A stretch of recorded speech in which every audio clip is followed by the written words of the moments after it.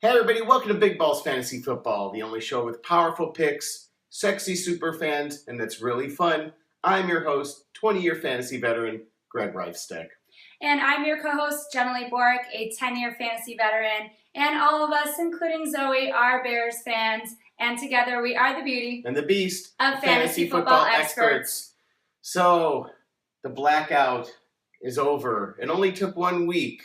Thank you, Bears, for finally taking enough weeks to get your first home victory. Way to go, Bears, against the Vikings. Yeah, that is unbelievable that they're just now getting their first home victory in week 11. Yeah. But they did win. So yeah. So it was good. We're going to show you later in the show, though, that we did go to the Tin Horn and we did film there, and we had a lot of Bears hate going this week. And you're going to see some fans, most of them that showed up in Bulls gear or in Blackhawks gear because they wanted to show their loyalty to Chicago. I went retro with 34 here back when the Bears could, play. But, still a lot of bitterness going on with the team, wouldn't you say, even though we finally eked one out? Yeah, well, I think what's so frustrating about this is that the Bears season is already over. Yeah, they got to win, but they're 4-6. There's just really not a lot to celebrate in that win. So it's just hard to feel good. A lot of Chicago fans' focus has obviously changed to the Bulls and the Blackhawks, teams that, will hopefully be in the playoffs. But, I think once your team can't make the playoffs anymore, you just kind of throw your hands in the air and you're like, well, woo-hoo, dip-de-doo. Speaking of which, we're going to take a slight detour. Let's talk a little basketball here. We went and actually saw the Bulls play against the Clippers, and we won, and basically it was a Bulls home game. Yeah, it was such a great game. I actually had a woman come up to me after. She said, I've gone to a ton of LA games, Laker games, Clipper games, Kings games, whatever. And she's like, it was so crazy to hear the Bulls chant and the fans chanting for the Bulls. Yeah. And she's like, I've never been at an LA stadium where the other team has so many fans there. And I told her, hey, Chicago fans travel really well. We're diehard sports fans, and a lot of Chicago people live out here too. Yeah, I mean, the last time I experienced anything like this was when I went with Prost, our diehard Packer fan, and we went to see them play at Charger Stadium, and the same thing happens. The Charger fans let their tickets go to the Packers because the Packers fans will spend a lot of money on them, and every single time Aaron Rodgers throws a touchdown, it's like, it's insane. So that was fun. So yes, but we still have to concentrate, of course, on fantasy. And the Bears, fantasy-wise, I got screwed because I left Cutler in both leagues because I was fucking pissed at you, dude, on my bench and got burned for 57 points in one of my leagues. He went 31 for 43, 330 yards, 3 touchdowns and 2 interceptions. The Bears, of course, won 21-13. And you got burned a little bit, too. I got burned a little bit, too. I sat Alshon and Brandon Marshall, and I know Marshall's really never a guy you sit typically. But my concern was more so because of the fact that the energy has just not been there on the field. The effort hasn't been there. So, I decided to play some other people.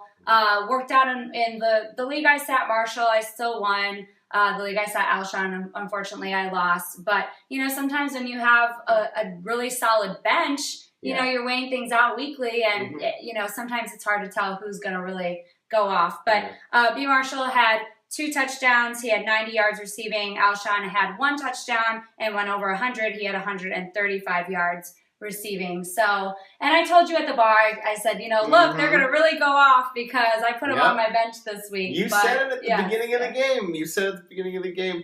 And, I mean, of course, Forte, who's been balling out every week, he's the only consistent player on our team. 117 rushing yards, 58 receiving yards. So I went crazy in my league that I have him, and I'm so happy to have Matt Forte, one of the surviving running backs from the first round drafts this year. Yeah. And I did have a Bear in my lineup. I had Martellus Bennett. He didn't get in the end zone, didn't get a whole lot of points. but he was in my lineup. So, I did have at least one Bear in my lineup. Yeah. Do we want to bring up Terry Bridgewater, or do we not want to bring up Terry Bridgewater? Teddy? Sorry, Teddy. Teddy.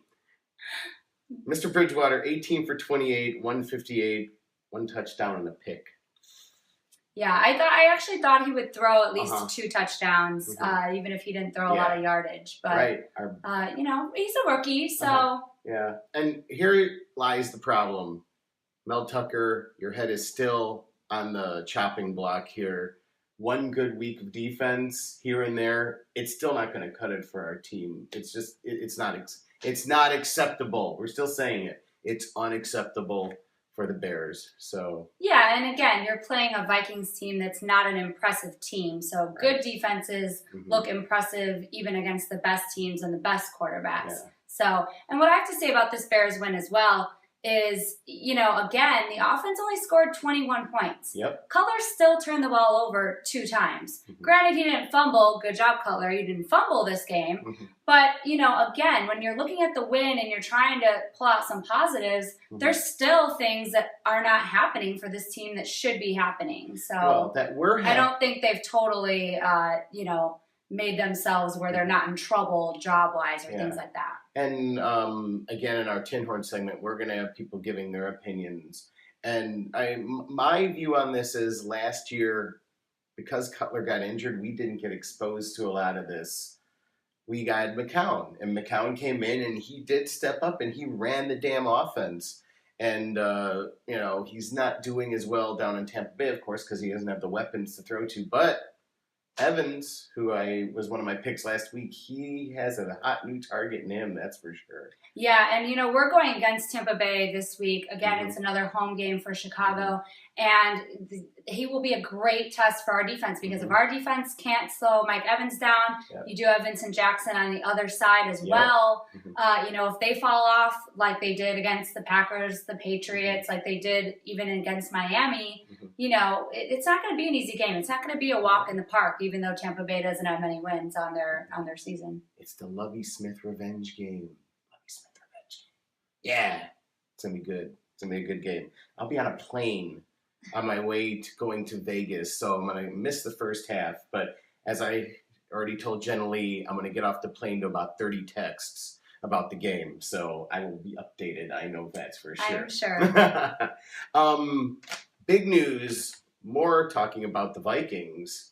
AP, the decision finally came down. He will be suspended indefinitely for the rest of the season. He will not be able to come off the list, says the NFL, until April of 2015. And he'll have to go to disciplinary, workshops and go through all of the counseling.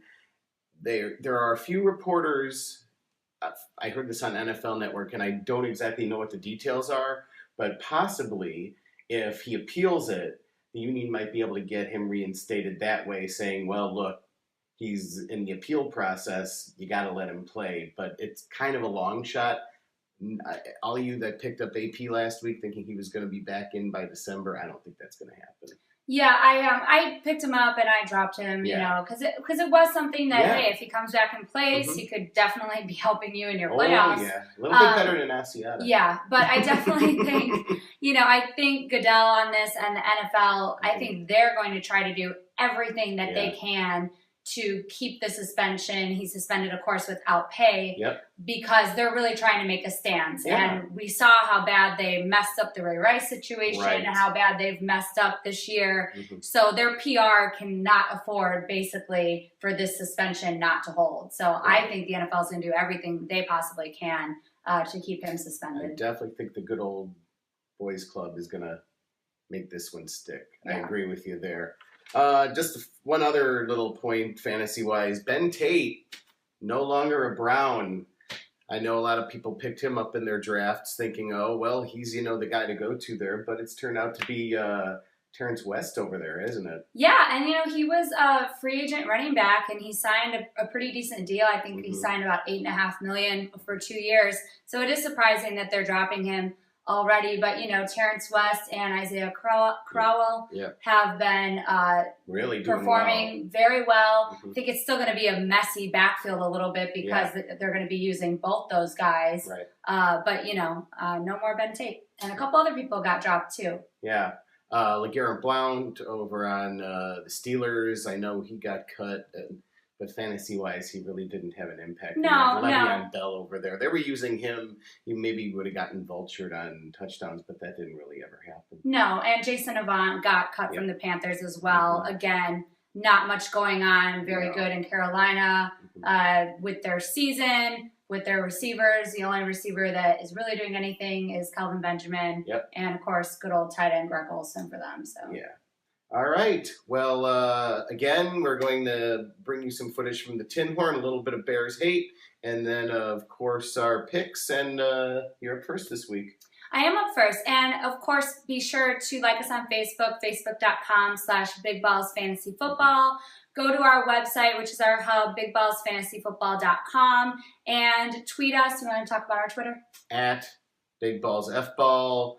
You can put questions up there. We'll answer them on the air like we always do. And I'm gonna make this announcement. We've had really, really low listenership on the podcast.